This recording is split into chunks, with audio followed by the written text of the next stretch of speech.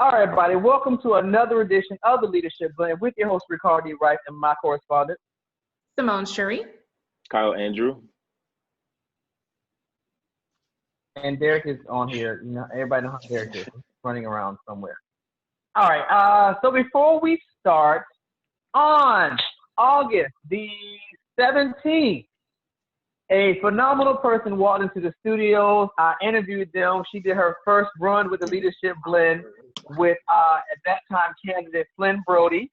And she not only wowed me, she knocked his socks off. And 2 years later, she's still riding Die Hard with the Leadership Blend and the brand. So applause off to my amazing girl, Miss Simone Cherie, for 2 years with the Leadership Blend. Stop, y'all. Stop. So excited. I was beyond shocked when I think I was home when it came up, and I was like, it's been 2 years? I can't believe it's been 2 years. Facebook is good at reminding you how old you are, and just how much time has passed. It's crazy. It's crazy. I looked at it and was like, wow, it's actually been 2 years. I was like, I cannot believe that kind of time has fly, and I would be remiss if I didn't express my gratitude for you and all that you do and all that you bring to the show. Sometimes I don't think people really like me. I think they like you more. They just don't want to say it, which some of them do, and they make no qualms about it, which I feel some kind of way in the moment, but it's all good. So, it is what it is. So that's crazy. I think it's coming up then for all of us, probably, because I remember meeting all y'all around the same time, and it's just this whole administration has been so nuts. And like we've clearly had many different life transitions. It just kind of feels like I woke up and time just kind of stopped and I'm still here. But it's very hard to keep track of. So we're probably all coming up around the same time, because I do remember even Double R's interview that I was there for. I don't know if it was his first one, but I think it was before he became a part of the show. And he was being interviewed, and we had another artist there too, and they both freestyled and Double R just killed it, and just made me appreciate the fact that people still freestyle and still write in 2020. And don't just write, I guess I should say. That was I remember that. I bet in September. Kyle, did you come in September? I think it was like September October 2018, something like that. Okay. Because before you left the first time, I think it had been a year. I think it was a year. So you're cycling somewhere around 2 years. And then Double R came in, I think, 3 or 4 months after Simone, I think. So, yeah. But Simone is the only one I don't have to fight with. There you go, boy. I'm pretty easy to get along with. I don't mean like that. Like, I know Simone is here. I mean, Kyle, when you're in, you're good. But I know Simone. I don't have to talk about Simone. The boys, especially the one at the top who's on mute. I don't know why he's on mute. But I thank God for the Blend family. You guys are amazing. I love when we're together because it's fun having guests, but when we have conversation, it's more relatable because we bring 4 different views. So I appreciate everybody on the Blend.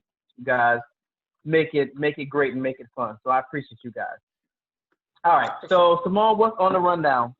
So, I mean, there's a lot of stories to cover this week. It was the National Convention week. This is a week where, traditionally speaking, during an election year, the most political people in the world are not at their home states. They're in Miami, they're in Cleveland, going to either the Republican or Democratic National Conventions or both, and listening to all the speeches and meeting the candidates, because by now the VP is picked and the presidential nominee is picked. And this has been a COVID convention, which is just crazy. In some ways, I guess it's great because it kind of gives everybody the same experience.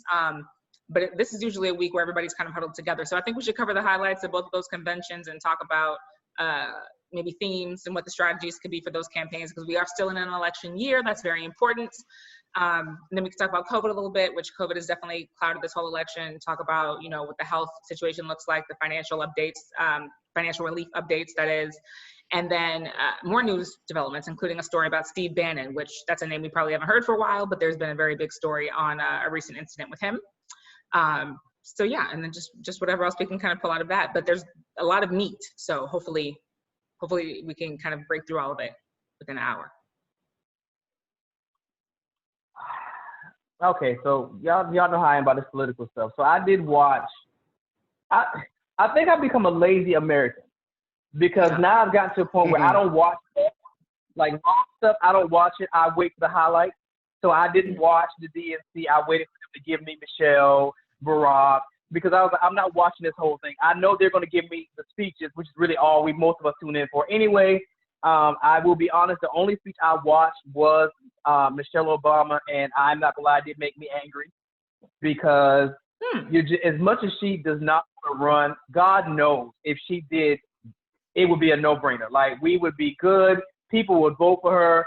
I know she doesn't want to do it, but when you hear her speak, like, she speaks with such conviction, such passion. Like, she's like a mother, but she's not like Keisha Lance Bottoms mothering type thing. It's like a mother of a nation. And I listened to her and was like, wow, like, in this moment, I feel like I could really tackle the world. And that's really what we need right now. I have not gotten a chance to listen to Obama and Biden's speech. I did see pieces of Kamala's. So yeah, I will digress on this. So what was everybody's takeaway? I got a question. Go ahead. From what you said about Michelle, do you think that's the reason why Stacey Abrams didn't run? Because you remember all that talk, like maybe you remember that it was a lot of talk after she lost the governor's race, like, hey, maybe you should step up and run for president. Maybe your background, your humanitarianism, maybe you should step up and try to see what that looked like. And she was kind of like hinting at it, like that might be something I look into, and then she disappeared. But she's also like one of those mother figures. Like when you listen to her voice kind of sounds like momish.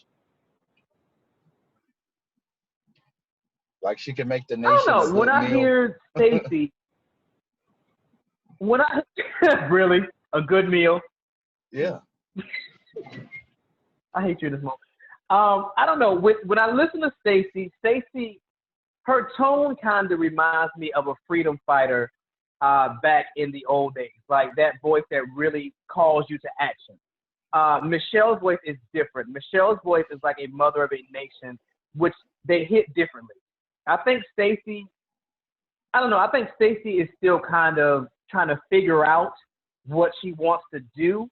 But I also still feel like Stacey is still the underdog that the nation still recognizes was wrong. So it's a matter of really what she wants to do, that she will actually be able to do it. Now, I don't know about president, because I personally don't think she has enough experience.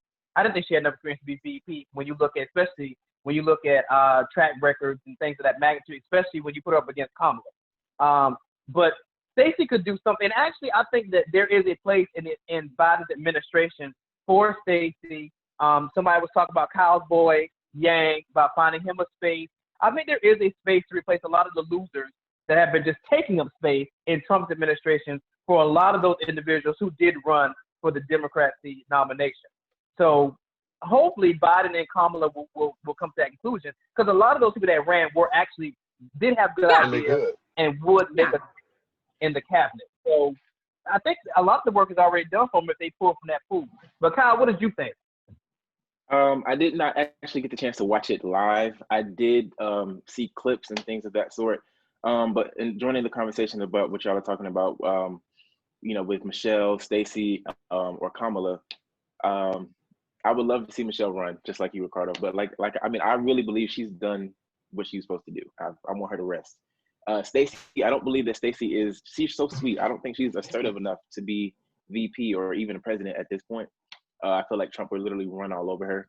What I do like about Kamala, though, is that Kamala does not allow any BS. Kamala and there was another one that I thought that I think Elizabeth Warren would have been good too, because they're very assertive and they don't let you walk all over them.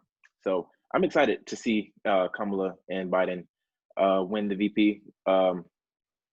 It's a chance to make history, or let a moron continue for another 4 years. I agree with that for sure. I was gonna say, it's not like, it was kind of a half Zoom call, half like television, like webinar type of a thing. Like that was the vibe that it gets. Like during a traditional convention, there's like speakers, they play off like this big crowd. They're in an amped arena and there's all these screaming supporters and stuff like that. And the audience cheers like crazy during every line, and it's very vocal. And usually there's like just a lot of energy exchange, and that just wasn't the case this year. So you had to kind of watch it with, I think, a more analytical lens or whatever. It was a socially distanced convention. I'll just talk about the DNC Convention, kind of to focus on that. So during Monday night, that's when former First Lady Michelle Obama came. And I think having that intimacy of her just speaking straight to the camera, like in a television format, is really what I think made so many people remember her. Like, people are still talking about Monday night at the end of the convention. She just had a way of delivering to the audience. She looked very delicate, and her facial expressions were very clear, and she just kind of felt like she was talking just to individual viewers. So when you say that she seemed very motherly, I think that's probably had a lot to do with it. You know, it was just her, and it was just her talking to you. Whereas on Tuesday, like, Stacey Abrams was with a lot of other local leaders and state officials, mayors, and other legislators and stuff like that. So it was more, it was very campaign oriented, and they definitely focused a lot on COVID, which they should. But I think that's probably why it made that difference. And we didn't get to see Stacey shine during this convention. It wasn't Stacey's show, but she's not, she's not a slouch. She's very much, she had a lot of energy from young people for a reason. And I think she's very tough. I do think it's just a question of people feeling like this wasn't her time, or they were risk averse. They were just, I think Democrats were afraid prior to picking, even landing on Biden. And Biden was a controversial choice. People really were afraid that all Biden would do was talk about the past, and we really wanted someone to focus on the future. So, but as far as his big night or whatever, I guess last night is kind of considered the biggest night of his career. He's been attending these conventions since his 70s, though, because he's been a leader for that long. And he's been addressing them since 1980. And so he's more than anybody else was prepared for this convention, prepared to be on that stage, answer questions about his stamina. At 77, he's had to answer more questions, tougher questions than that. So he was just ready for it. And I think that I was impressed that he made a case for himself. He did not just make a case against Trump, which I think was the 2016 strategy. Against Trump, against Trump, against Trump, against Trump. He really did talk about making a case for himself, and I think that was effective for that reason. I loved that Booker was there, and Bloomberg was there, and Yang was there. I love that there were some celebrity appearances as well, like Julia Dreyfus was there. I loved that it felt like a party, but it felt like one where the most important people were at the top, and it wasn't just like they didn't try to focus just on entertainment, like they did focus on substance. So I had a lot there. One thing I will mention, though, is that the slogan, "Build Back Better," I don't know how we feel about that. I don't know. I mean, at this point, I think you're either with Biden or not when he says that this is a campaign about America's soul. This is not a campaign. This is bigger than just, two candidates or just another year. I think I'm more leaning in that camp. But if I am going to be, if we're going to just talk about marketing or optics and build back better, I don't think it's very easy to say. What does that even mean? Because a lot of America has been broken. So I kind of feel like he's trying to address the COVID relief, the situation right now, and the fact that unemployment, there's over 1 million unemployment claims again. Economically, America is going to be in a very dark place for a very long time. And that's going to affect people at the bottom of the tax bracket more so than anybody else. And I think Build Back Better is important. I get it. I get what he's saying. And, he's trying to focus on unity, bringing the country together, not dividing it. What? Better. Build Back Better. Oh, I was like, what? Oh, okay. Build Back Better. Oh, okay. He's trying to be unifying, I think. Instead of America First or America, instead of a kind of a rallying cry that may isolate certain people, he's trying to talk about building it all back better. We know we've been torn down. We want to build it back better. There's still protests going on in the streets right now in Oregon. People are still getting jumped. I love my home state. They holding out. There's still BLM protesting all day. But there's still a lot of devastation. So I think he's trying to address we're going to build back better from this. So that'd be my only comment. I'm just waiting on somebody to be honest. Oh, go ahead, Mr. Negative. About what we've not been honest about? Yeah, I want to be honest. This ain't this. Oh God, about what? This is I know y'all don't watch battle rap, but in battle rap culture, on stage, a lot of people can say a lot of nothing and get crowd reaction. This is the first time in history where we've been forced to actually pay attention to what people talk about. Because there is no crowd reaction. There is no saying things to hype up groups of people. There is no, I can put a little filler in my speech and to finish, I can make my speech a little, you can't do that because it's too personal. Every time you watch somebody do a Zoom speech or do one of those little calls that they be doing, every time you watch one of those, it's personal. You watching them. They can't see you, but it's literally like they're looking directly at you. And it's the first time in our nation's history where we have to vote like that. We have to vote based on things that they are literally saying directly to us. There isn't an argument back and forth whether or not Trump is a bad guy or he's a bad president, or if Kamala doesn't have enough experience, or if her track record. There's no argument there now. It's like, nah, talk to me about what you're going to do now. All of the things that Black people have been asking for, specific agendas, now you got to say it directly to me. Now you can't talk to everybody. You got to talk to me now. You got to say it to me now, because now I don't have no choice but to pay attention to you. A lot of people don't watch those conventions because it's too many people. When you can go and fill up an arena full of people, I don't want to hear an arena full of people cheer for you saying, build back better. I don't want to hear that. Say it to me and tell me what it means. But so here's the thing though. Like, I feel like I have to comment on that, because usually what happens is people watch CNN or Fox or ABC, and so they just see the highlights. So usually people at home are like going to watch the commentators talk about the convention and, you know, get something that they're more used to. And then the convention is for, again, the people who want to spend thousands of dollars to go. I've gone before when I've not been a delegate before, I've been an alternate before, but I've gone for 2012 and 2016 years. And it's an experience, but you have to really love politics to like, to stand in that room. And you have to be more, you have to be more interested in reading in between the lines too. But like, so the convention next week, that's the RNC convention, right? So you got to kind of put everything that Joe did or that the DNC was into context, because the theme of the Republican convention, I'm reading off of Reuters that they published this morning. They've got an agenda for every day. It is the great American story. That's the theme of the whole 4-day convention that's going to be in, that's going to be hosted and featuring Donald Trump probably primarily more than anybody else. Pence will speak, I think on Wednesday it is, he's set to speak. But like Monday's theme is the land of promise. Tuesday's theme is the land of opportunity.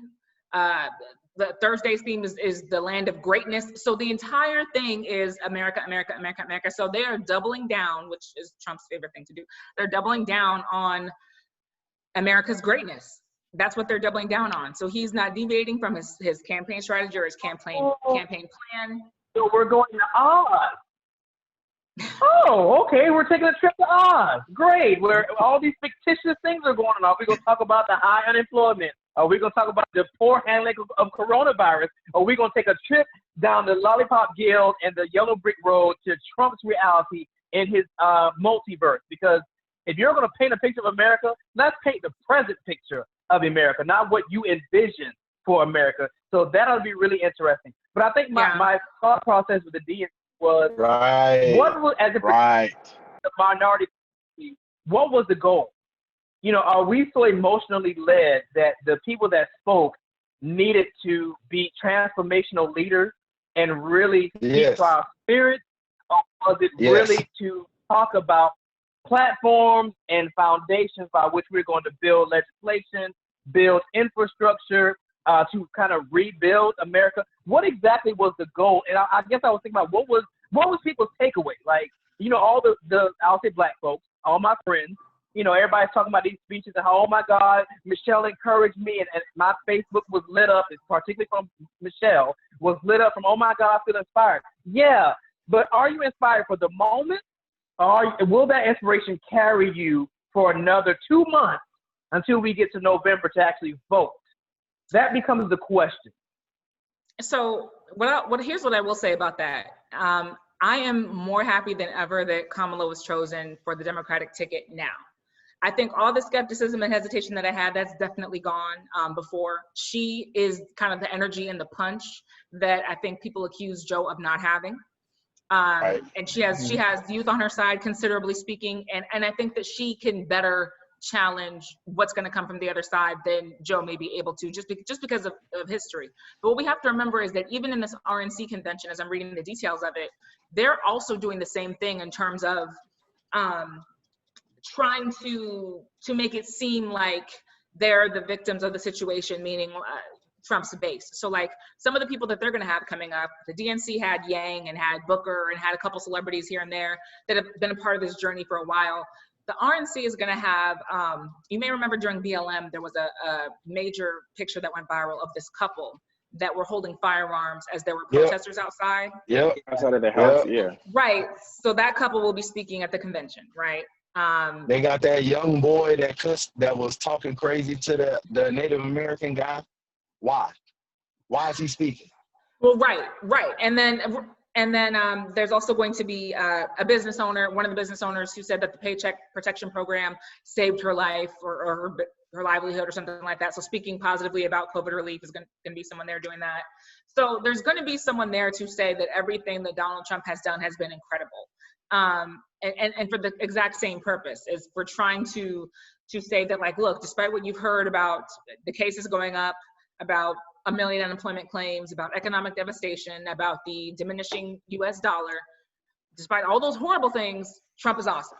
And they're trying to do the same thing. They're trying to make that stick for the next 2 months. So it's not an easy thing to do, but I think that one side, I think Democrats are still really trying to avoid being a doom and gloom party. I don't know if that's a good idea or not a good idea. I think at the end of the day, the base has to be energetic and the base has to do the work, right? Like on Trump's side, you've got this couple who decorated their whole tractor and they're gonna, like, it's gonna be a part of the RNC convention somehow. Like, I think they used it in support of Donald Trump. So the base is doing its own work on his side, on Donald Trump's side.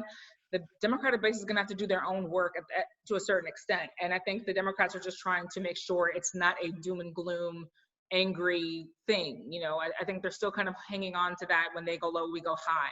And that should be plenty, you know, for the next 2 months. And if it's not plenty, then maybe after 4 years, those 200,000+ people who did not vote will, because they gave the election to Trump in 2016. So maybe it will be enough that, like, okay, we've had 4 years of this when you didn't take it seriously. And are you content? Are you happy? Or are you going to do something different this time? It's going, this well, one. Let me ask how. This one going to be what? different.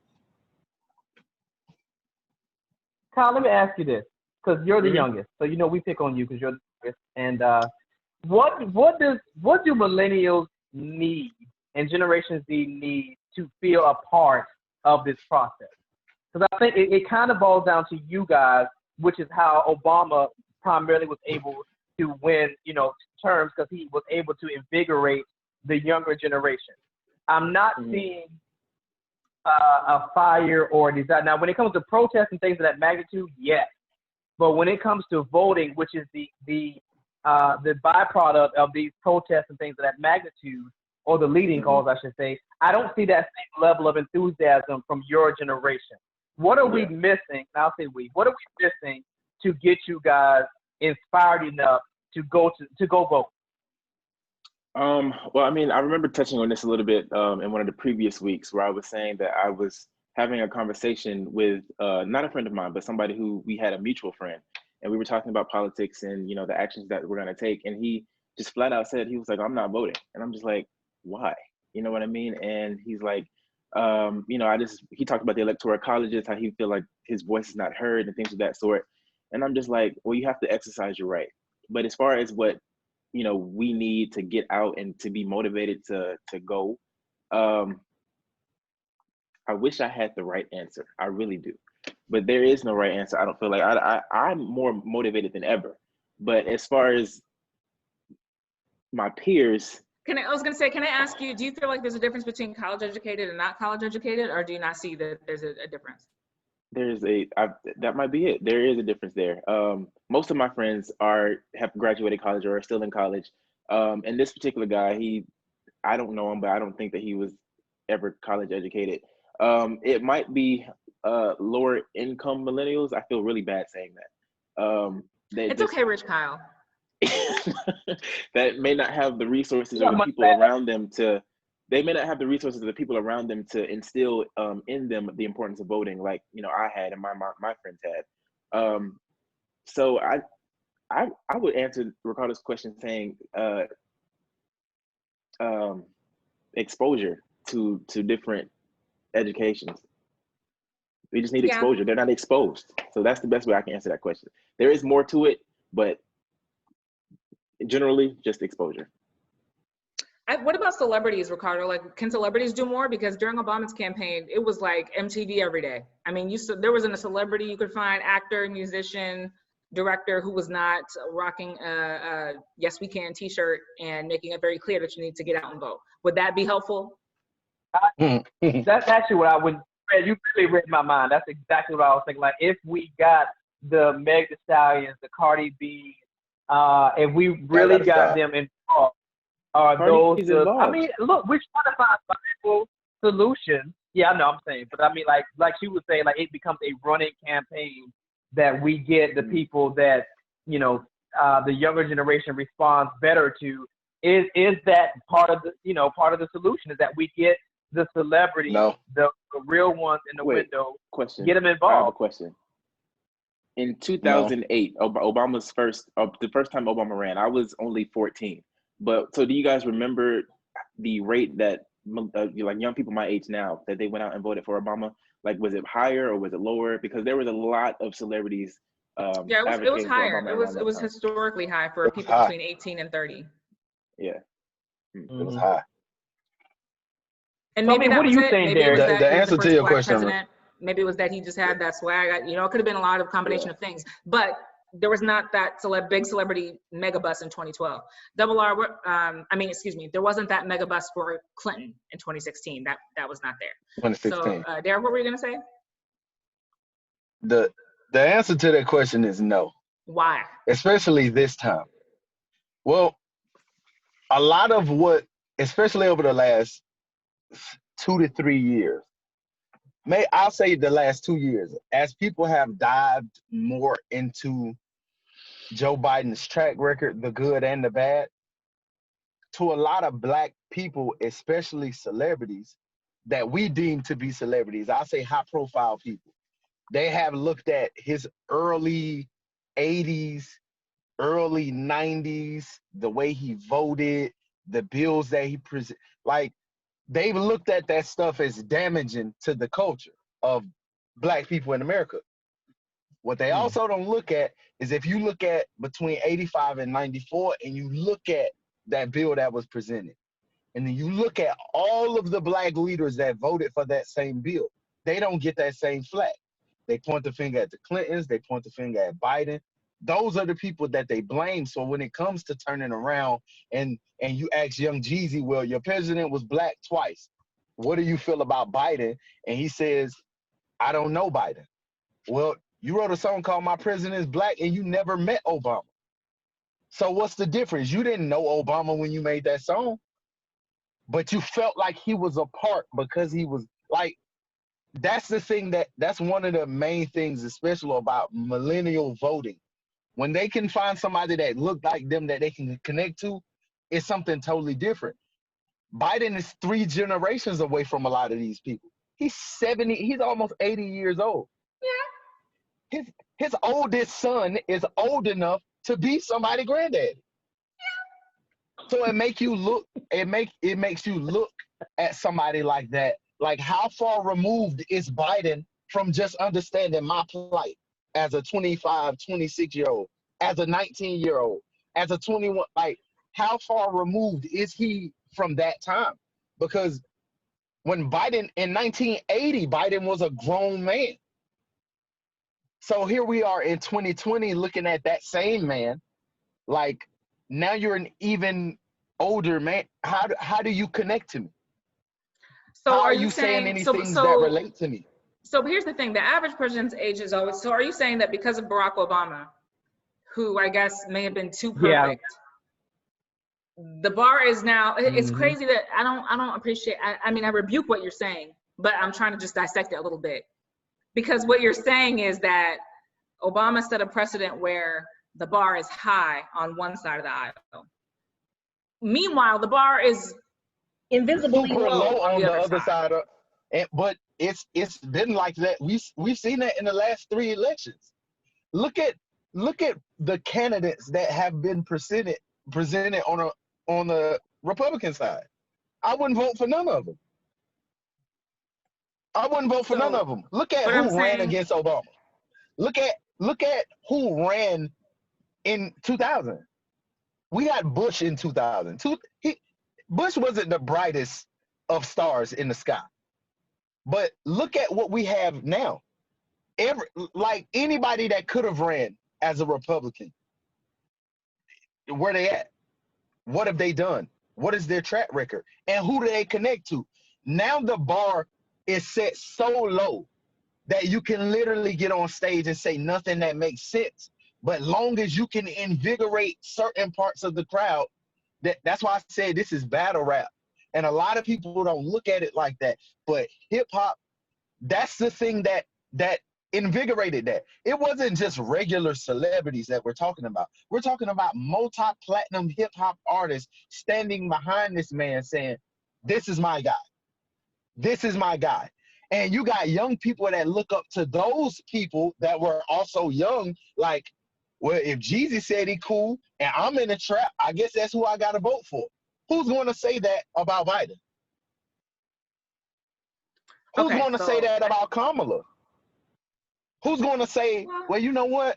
Kamala, she kind of looked like my auntie, you know what I'm saying? She cool. I don't really like what she was doing because she was a prosecutor, you know what I'm saying? We still ain't, nobody's saying that. Like, I'm just speaking from being outside in real life. What a lot of people like to do is feel like the people that you would assume to not be voters, like the people that you see on the block, or you say, oh, nah, they street dudes, they're not voting.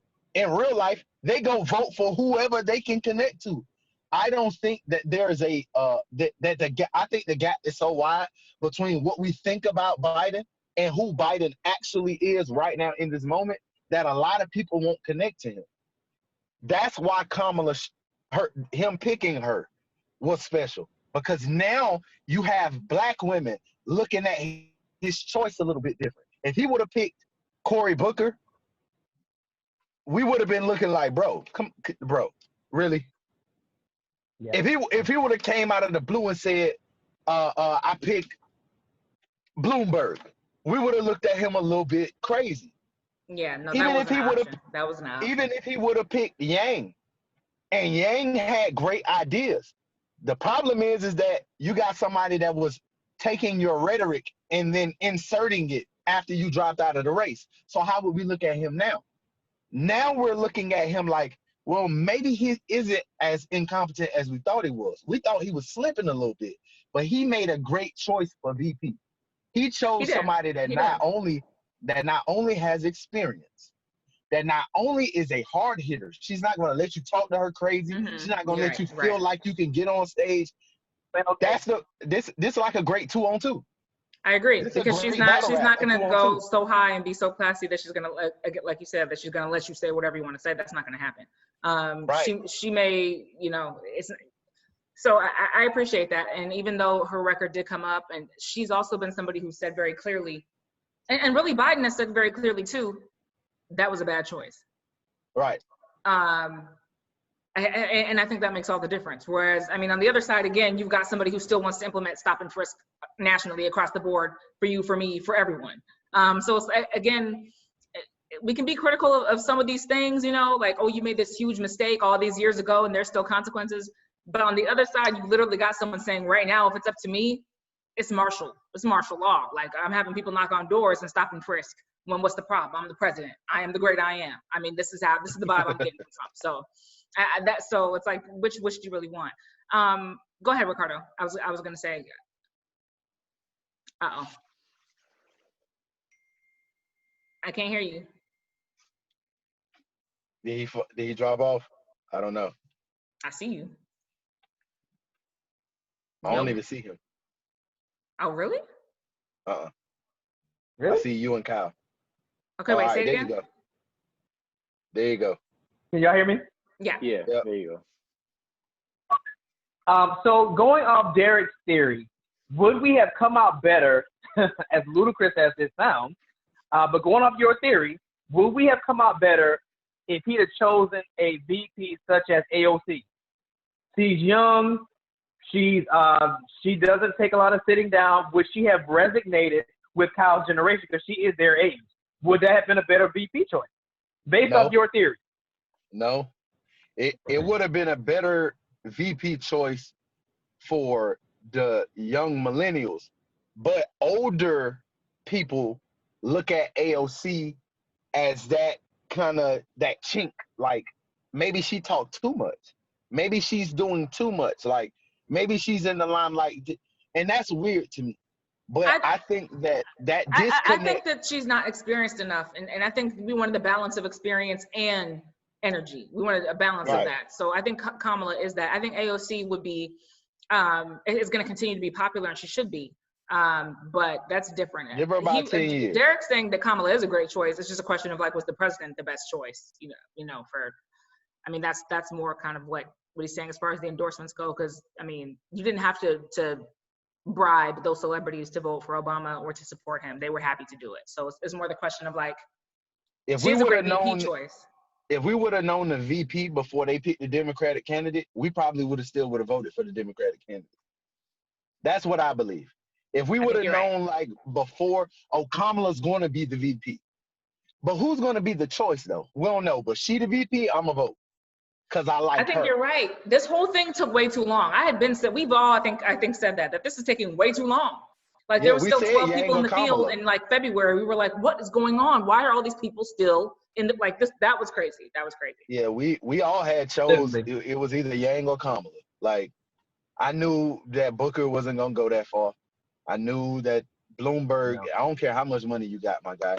You came out 5 years ago and said, I don't regret my choice to stop and frisk. And then as soon as you got on stage, I regret everything I said about stop and frisk. Well, I give you the credence to change over time because that's what time does.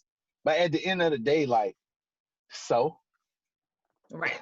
That's a law that you're just wealthy, and we don't need, like you said, Ricardo, we don't need just another billionaire who's just bored with politics and wants something else to do. We don't need it. Yeah, it ain't like he needs the money. I mean, but at the end, I think at what this has taught us, I think what this whole debacle with this timeline has taught me, and I'll say it is something that we need to, those of us that are Democratic voters, we need to start demanding more of the Democratic Party. Because I feel like we've got to a place now where they're just kind of doing stuff because you can't explain to me why you allowed almost 20-something candidates to continuously hang on until we got to the year of the election and really just drop off maybe 4 months ago. Like all of them kind of conceded and was like, okay, we're kind of done with it. I feel like at this point, we've got to demand more of the Democratic Party. You got to give us better candidates. You have to give us a better vetting process so that we're not getting blindsided by people's past views and stuff. You got to vet better. You got to give us better options. It should not be. This is the second time I think a lot of us have felt like, well, I'll give Hillary some credit, but they still could have done some work with her. But I will say this is the second time that everybody feels like when it comes to voting, we're voting for the lesser of two evils. It should not be that. We should have a viable candidate, kind of like Obama. We should have a viable candidate. People that we don't have to solicit you to support. We don't have to convince you to support on that level that, we can go into an election and feel confident enough to say, you know what, this guy is good. Like you would say, Derek, my guy is good. I feel confident enough that he can take down Trump. I feel confident enough that he can turn this almost sunken ship around. And I think I'm disappointed that we still cannot say that. Yes, bringing in Kamala was a good choice. She makes him look good. She's a fighter. Like, Biden got a little something, and I feel like Kamala does what a woman does for a man she marries. She kind of enhances him. She kind of compliments him. She kind of can get in the ring with him. Kamala does that for Biden. But I don't think any of us can definitively say that we feel confident enough, 100% or even 85%, that Biden can take this on as the leader of the helm of the ship. I don't think anybody can say that, and that's a problem for me. That is a legitimate problem for me. Now, I would have been curious to see who Hillary would have picked as her VP, because that might have made all the difference for her. But the Democratic Party has got to do better about vetting and about giving us viable candidates, and that's across the board, even in our local and state people. They've got to do better about endorsing candidates that can actually get the job done and give us great options. Because right now, this voting for the lesser of two evils, I'm over it. That's not how this should be. But that's my opinion. The last 12 years, you got to blame that on the last 12 years then. When it became, Obama went from a relatively unknown senator across the country. Most people didn't know who he was. If you pay attention, you'll see like sprinkles of things that he was a part of in Chicago and certain initiatives that he initiated around Illinois as a whole. Anybody really know bro like that. When he got on that campaign trail and you start seeing like people that you respect stand next to him, it start looking different. People love Bill Clinton. When Bill Clinton goes stand next to a candidate, it looked different. When you can get George Bush to go stand next to Obama, name a candidate. Ain't nobody do it. Bill almost didn't want to stand next to Hillary. He almost didn't want to stand next to Hillary. So think about that now, where you get Obama saying that Biden is capable. Well, he's capable, but is he comparable enough for us to say that by himself he can stand on stage and debate that man? I think that Biden is similar. He could be president because he has the experience. He has the chops. He has the know-how. But he's very similar as a VP. You don't hear much from him. You don't see. But when Biden was VP, it was the same thing. Kamala has the energy that Trump has, but she's a VP. Yeah. So it's that kind of that good dichotomy, I would say, of them running together is enough. Because anything that would kind of stifle Biden because he's older and his comebacks wouldn't be as fast and witty, right. She could do it. But she could do it. Can I ask you about this, Derek? Because I don't know how much more time we have about Kanye West's candidacy, because I saw that he was happy on Twitter. He tweeted that they're on 14 state ballots. There are he'll be on the ballot in at least 14 states because he's done the petitions for them. There are a few states who haven't quite accepted them yet. Like I think Iowa has not accepted his petition. Neither has West Virginia or Ohio. Iowa and Ohio are usually very important states in these elections.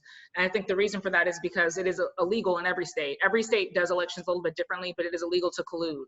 So you cannot legally run as some sort of a spoiler. Now, if you are a spoiler candidate, nobody can prove it, fine. But, there's been a lot of evidence, including Trump's attorneys dropping off some of these signatures that, right. that he's running as a spoiler candidate. I just want to say that he tweeted, Kanye West tweeted a hashtag 2020 vision. He's got this poster with all these celebrities on it, including Anna Wintour, and this was 3 days ago. But one of the actresses on it, I think Kirsten Dunst was one of the actresses on it, was like, why am I on your campaign poster? Like, I don't like, I mean, she didn't, go into detail, but she was basically like, I never consented to this. And it's just strange. This whole thing is just strange, and I would love an explanation. Or just in your opinion. Just being frank and quick about it, I think that we saw something like this when Trump ran. When Trump was getting ready to be the Republican nominee, there were people in that race that didn't make sense. Like, we knew you wasn't going to be it. We knew you wasn't it. Kanye, we know you're not going to win. Yeah, mathematically they said he can't because he won't be on enough ballots to even win. So Yeah, but the fact that you made it on ballots, I live in Colorado. As soon as he said that he was going to run, it was almost like chinks in America's democracy. It shows you that our system is built because of what we've said, that anybody can step up and say, I want to be president. And they have, and not even have a chance. They legally could do it. Legally, they could do it. You're not supposed to have that close of a chance to make 14 No, but technically, ballots. that's a good thing for democracy, isn't it? I mean, technically speaking, it's a democracy. It's a good thing. Can run. It's a good thing, but for you to be that close, first of all, if he makes 20 states, that's too many. 10 states is too many. Why is he running? Why is he running? Why is he running? Nobody knows. Nobody knows. We know what he said. We know what he didn't said. get to talk. I didn't get to hear from Derek before this. We know what he said, and we know I know why he's doing it. I know that he's a fan of what Trump is. I don't think he's a fan of who Trump is. I think he's a fan of what he is. People are fans of what Walt Disney was. He's theme parks. He's cartoons. He's introducing some of the biggest characters on film. He's that. Look at his life in real life, though. I don't think that anybody is a fan of that. They're a fan of what he is because people still go to Disney World. Nobody would not go to, like, ain't nobody going to say, oh, he was a bad guy. I'm not going to Disney World. Nobody's saying that. Disney World is still Disney World. And I think that Kanye is that. Like, Kanye is like, this guy is a great guy. Who he is to y'all don't got nothing to do with me. And that's the problem that a lot of people have with him. But I feel like that with a lot of people. I don't think that that's just a black and white thing. I think that because he's a black hip-hop artist, if you listen to his earlier music, if you listen to his last four, like if you listen to his music and then you listen to him talk, you realize these are two different people. You can hear the difference between the two people. I don't have no explanation for what he's doing. I know what's gonna happen though, and I feel bad for Biden and Kamala. But I also feel bad for Trump because this could be one of those things like what we saw in 2016 when Hillary ran and you get an independent that gets 7 million votes. No. Yeah, my radar is that won't be as effective as I think, the Trump campaign will hope. Officially, they're not coordinating with the Kanye West campaign, whatever. But I don't think it'll be as effective. It kind of goes to show though that like you don't have to do something to influence something. Like it's politics 101. Like it was Steve Bannon, which is the story I think we're about to get into. Steve Bannon did not have a thing with the Trump campaign when he created that like fundraiser and raised $25 million for the wall. You could just go on GoFundMe right now and say I'm raising $50 million to get Biden elected, and I think his campaign technically like nodded to what was going on, but they weren't a part of that. They weren't officially under that umbrella. So legally speaking, they're free and clear. It's not their job to police the internet or police, other people's political activities. But that was a very effective campaign, and it did take people's money. And so I'm hoping that this won't be that. But I also think it just goes to show, like, when you're a machine, you don't have to do all your dirty work. You don't have to do, all the legwork. There are people out there who will do it for you, just like the Beehive will execute on Beyonce's behalf, all days of the week. So I've been saying that politics is for a long time. Yeah. Well, while we're in that space, well, go ahead and get into that. What you were just talking about. Okay. So this is kind of a funny article for me. So Steve Bannon was arrested on a yacht near Connecticut, which is just some shit. He's the former chief strategist to Donald Trump. He's been indicted by federal prosecutors in an alleged scheme to funnel money from a, quote, "We Build the Wall" crowdfunding campaign. Apparently, over $1 million has been proven to be used by their personal benefit. $1.5 million for things like cosmetic surgery, house renovations, expenses that had nothing to do with the campaign at all.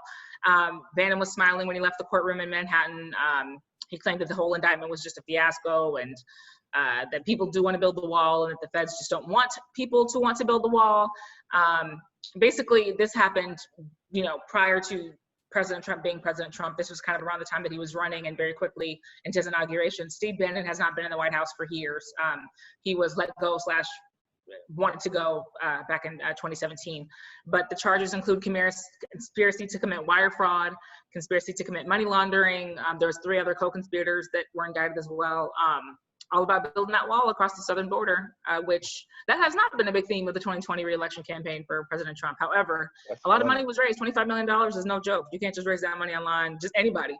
So I was gonna ask, what's the status of the wall? Like, I mean, is it still being built? Ain't no wall, bro. Ain't no wall. I just want to be honest real quick. Yeah. If something happened to Steve Bannon, the same way something happened to Epstein, it was Trump. Because everybody I watched that video of him walking out that courtroom, and he looked too confident. Like, I'm snitching. That's the face that he had. Like, he looked like when 6ix9ine got off house arrest. He looked like he went in there and told no, bro. Hey, look, let me tell y'all what these folks finna do. The man said he was finna get the new jet. He said that the doors on the Trump Tower was a little bit old, so he wanted new ones. He said he wanted to get that hairpiece fixed. He wanted to get his nose like he went in that courtroom and told everything. This is the and you got to remember, the last time one of those Trump people went to court, they had reporters in the courtroom. This time, TMZ ain't even have a story from inside the courtroom. They was outside. That mean that he went in that thing and told everything. He went in that thing and snitched on everybody.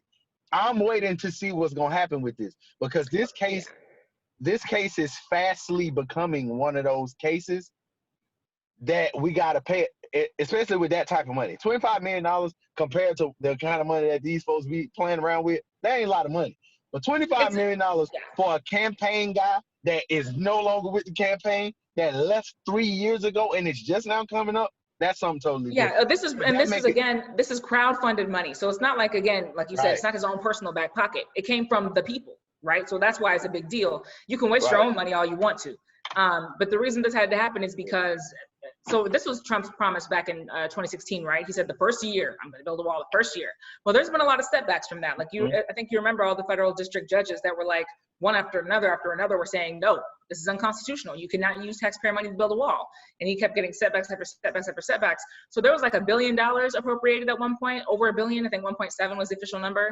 And there just kept becoming all these setbacks from all these district court judges. So I think that's why this private funding started to really gain traction, is because there are people who were like, well, if the government won't let us get the wall, we'll just do it ourselves and we'll just be, rugged Americans and, raise our own money. Well, so old boy went and got cosmetic surgery.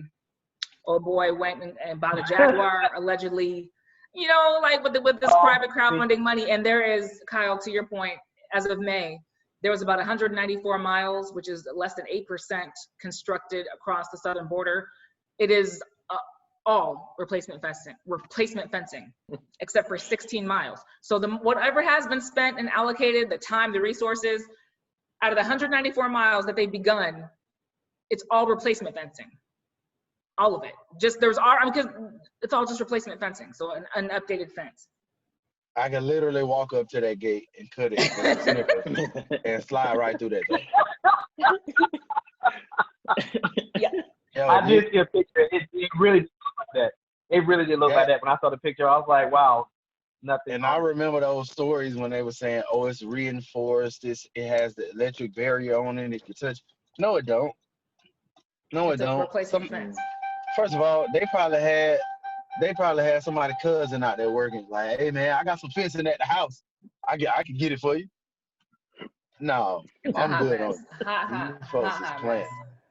Real quick, I just want to say rest in peace, Jam Master Jay. I don't know if y'all heard the story, but they caught they finally have indicted his killers. He was killed in 2002, Jam Master Jay, DJ for Run DMC, famous Def Jam band. Anyway, but they found one of the guys. He was already in federal custody for something else, and he told. And now both of his killers, which the story came out that they were both close to him. Jam Master Jay was killed in the studio, so it had to be somebody that knew him, and they're talking. So this case is going to be very, very interesting, because there were always stories about what happened, how it happened, and why it happened. And this stuff is finally coming out. But rest in peace, Jam Master Jay, and I'm glad they finally caught these guys. Me too. Derek, did you see the hashtag RIP Eminem? Man, these folks got to stop. Thank you. They got to stop. This was trending on Tuesday, Wednesday, Ricardo. I don't know if you saw the Twitter trend, hashtag RIP Eminem, but like I had like a very brief like heart spasm, like for like 2.5 seconds. And I just I just had to get confirmation it was a hoax. Like, I swear to God, like my whole week was about to be, I wouldn't be here at this moment. Yeah, that would. And then when I found out it was a hoax, I was just like, I want a head to roll. Who did this? Who started this hashtag? That would have hurt. That would have hurt. The first time. You remember they did the same thing last year with Kanye? Yeah. I would have just quit 2020. I would have just put my head under my covers and come back out in January and hope that I wouldn't have made it would have been too much. It would have been too much for me. Well, before you say that, we have officially, the article that I saw before we got on air, we have officially hit apocalypse.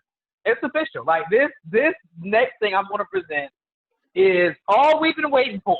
This is the final horseman in the apocalypse. Stop it. Theory now, that you're saying all that now. I need to stop. I'm telling you. All right. So a plan to release over 750 modified mosquitoes into the Florida Keys in 2021 and 2022 has received final approval from local authorities against the objection of many local residents and a coalition of environmental advocacy groups. The proposal has already won state and federal approval. So what am I saying? They're manufacturing mosquitoes and getting ready to release them in the Florida Keys. Who is reporting this? That's it. That's all we're waiting on. That's all we're waiting on. This is it. This is the final horse. Who's reporting now we're this? This is CNN. This is CNN Health. This is real. This is actually this is happening. I'm telling you. Catastrophic news network.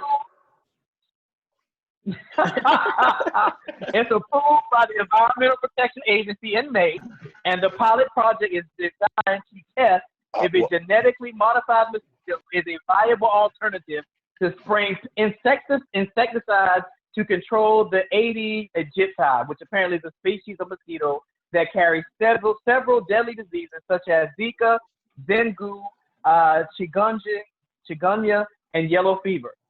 The mosquito, which is named OX5034, has been altered to produce female offspring that die in the larval stage well before hatching and growing large enough to bite and spread disease. Only the female mosquito bites for blood, which she needs to mature her eggs. Males feed only on nectar and are thus not a carrier of a disease. It's one federal approval to be released in Harris County, Texas, beginning in 2021, according to Ozatec, the U.S.-owned British-based company that developed the genetically modified organism GMO. This is it. That's all we're waiting for. Right. Like, what is the incentive? Like, why? Why? What's the point?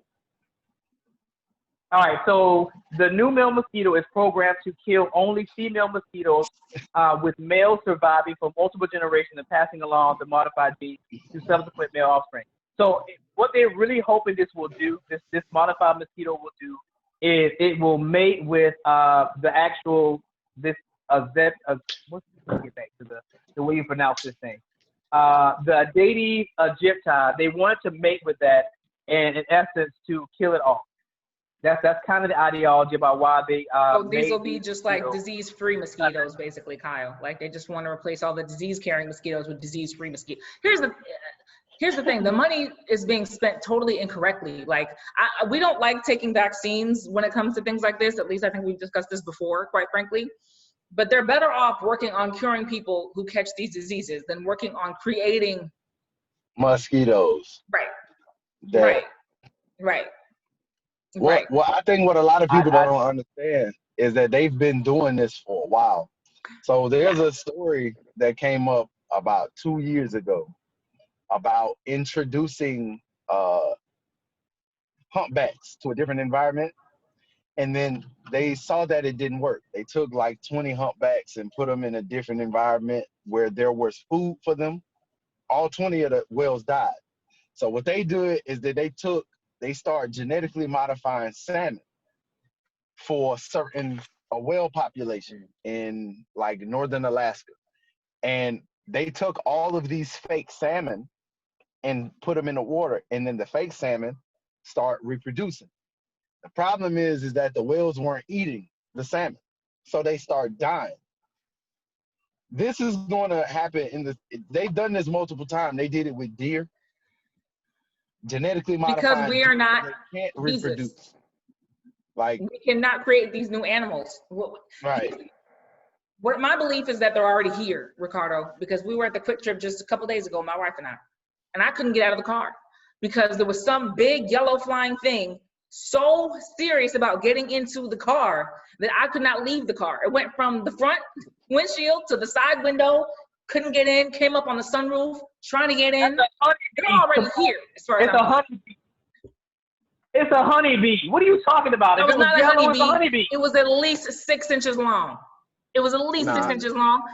And I think there was a dead one on top of my dumpster the other day when I took the trash out, which is huge. It probably weighed at least a pound. It weighed at least a pound because I couldn't lift the trash can lid. They're already here, whatever they've created in that lab. And it's in Georgia right now. Yo, I seen Are you trying to make me believe that? I'm so serious. I seen a dragonfly that looked like a baby. That dragonfly was huge. They're huge. Huge. Y'all are ridiculous. First of all, flies shouldn't be that big. No, if I could kill it and hear it hit the ground and it makes a thud, on the ground so loud. That's too big. These are huge, Ricardo. So they're already here and we're already in trouble. I don't know if that's in Revelation or not. I generally avoid Revelation. I'm very afraid of that book. I read my Bible, but I don't like reading Revelation. It makes me uncomfortable. Well, nobody likes reading Revelation. I mean, right. It's the best horror movie you've ever read. But if the bugs are there, then we are definitely there, and these are the last days, without a doubt. Well, 750 million manufactured mosquitoes will be released in less than 10 months into Florida. So Florida, nice knowing you, and actually I have family in Florida. I can't say that. Get out while you can. They're gonna eliminate a lot. Get out. They're gonna. I think that they think that it's a good thing. The problem is that you're going to eliminate full ecosystems because of the insects and small amphibians that eat mosquitoes. So what would they do to the frog population? Because, you know, frogs have the ability to become hermaphrodite. Male can be female, female can turn to, depending on the environment. Frogs have that genetic ability to do that. What do you do when you create a genetically modified mosquito that is only male and it is ingested by something that can also be male or female? What does that do to them? What does that do to alligators that eat frogs? What does that do to other frogs that eat frogs, or birds that eat frogs, or fish that eat, like that? This is going to be bad. And you're doing it in the Keys, like you're doing this in Florida. People eat frog meat, turtle meat, gator meat in the South, Florida, Louisiana, Alabama, Mississippi, Texas. People eat that stuff. So what do you do when you put that stuff in an environment where people actually go there and catch stuff? Well, in 2 years, we'll be reading an article about how disproportionately negatively it impacted the Black communities in Florida and Texas. Sounds like another pandemic. we might not make it. We might not make it that far. Go back and watch Resident Evil. I'm with Ricardo now. All right, so hold on. So batches of the sterile 0x5138 would be allowed to live and mate with females. However, their male and female offspring would inherit the kill programming and die, thus limiting population growth. Right. So that's the answer to your question. They'll die. That's the question. We have a kill switch. I hear it. So basically, it's going to be 700. So basically, what you're saying is going to be almost 1 billion dead mosquitoes in Florida? I don't buy it. I don't believe that. I don't believe that. I'm just telling you what they said. When I saw this article, I was we're going to start cross-checking articles from the Catastrophic News Network with other sites. If you can't trust CNN, who can you trust? Like in this one, who can you trust? If you can't trust CNN, I trust Reuters. The Hood said that's cap. That's cap. I can't. Last thing, apparently Meg finally said that Tory Lanez did shoot her. I saw the Instagram. She was like, "I'm telling you, really did shoot me." So that's out there now. So we're gonna see how that plays out. That Tory Lanez did shoot Meg Thee Stallion, which I still don't understand the whole debacle, but whatever. She just officially finally said he did it. So I don't know how that plays out. I just need people to learn how to. I need people to learn how to do research. First of all, there is no physical way. Your hands and your feet have more bones. They hold 25% of the bones of your body are in your hands and your feet. There's no way you could get shot in both of your feet and not break a bone. It's physically not possible. It's not possible. It's called God. That's cap. It's called God. Second, look, let me tell you something. Second, you cannot shoot someone in California in the hills and pay a $35,000 bond when you're worth $22 million. It don't work like that. OJ's bond was more than that in 1990. That's cap. I don't believe. He slit people's throats. So this is a slightly different situation.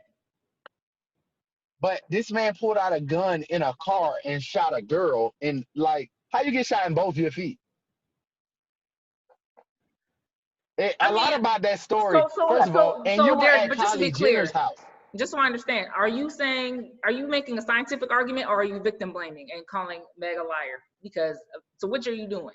No, I'm saying that a lot about this story is cap.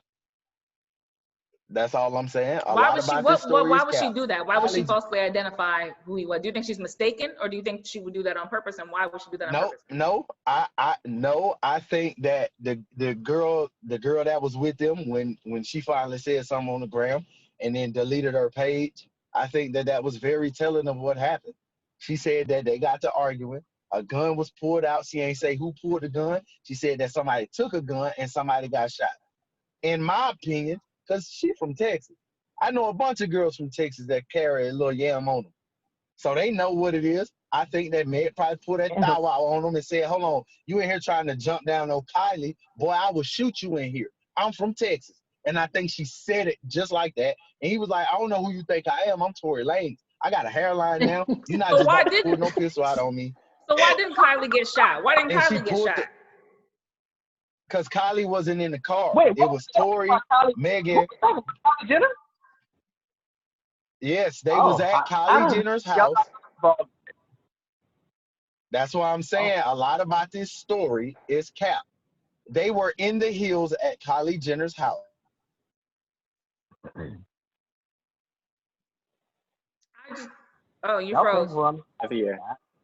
Yeah, I don't. Like I said, I only know that part. I don't really know the details of the story. I just was like, okay, well, I guess I saw the Instagram video where she actually said. Yeah, no, they were at a party. They were at a party, and so I was trying to figure out why Kylie wasn't shot, and I was trying to understand if Meg took a bullet for Kylie. And Derek, now that you're back, because you cut out, what were you saying?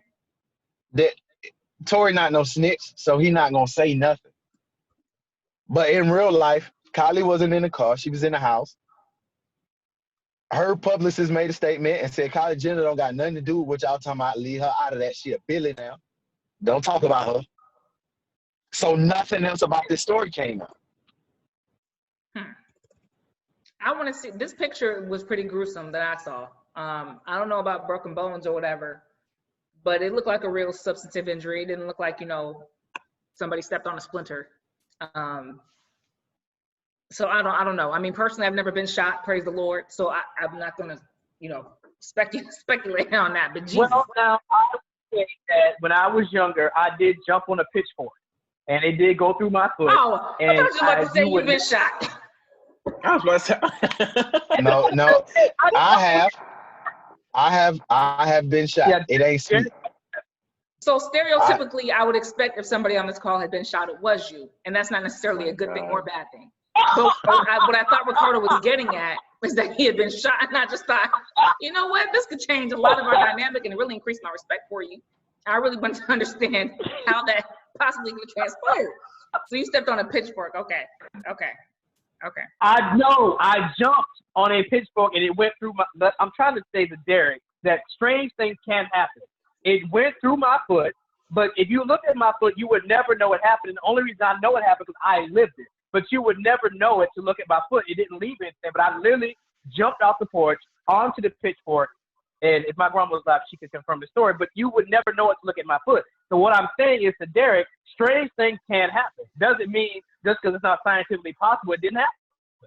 First of all, a TV show called Stranger Things showed us that strange things can happen. What I'm telling you is that as a person that's been shot before, I got shot running. The bullet went through my leg. First of all, your leg don't got that many bones in it. It's really only one bone right there. True. That bullet grazed my bone, and it was a through and through. You're telling me that a foot that has weight 3 to 4 times more bones in your foot than are in your leg. You're telling me that a bullet went through both your feet. How? How I do that? I'd do that, but you was But why it. would she lie? All I'm asking is why would she lie about it? And why? That's all I'm asking. I'm not saying that she lied. What I'm saying is that you lied to the police and told the police that you stepped on glass. That's what you told the police. Then you came out and told everybody that you got shot.